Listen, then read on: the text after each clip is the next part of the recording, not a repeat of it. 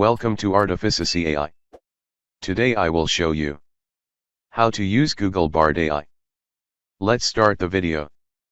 Firstly, know what is Google Bard AI.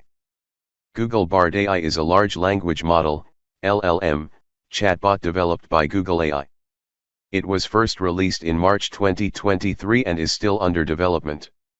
Bard is trained on a massive dataset of text and code and can generate text, translate languages, write different kinds of creative content, and answer your questions in an informative way. Now, let's see how to use Google Bard AI.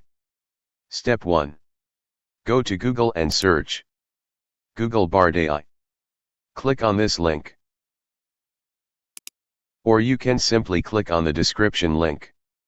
Now we are on Bard AI Chatbot. Step 2.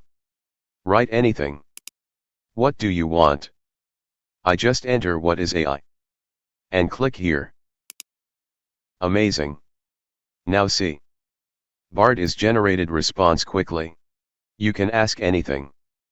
Like, write emails, video scripts, articles, and more. That's all.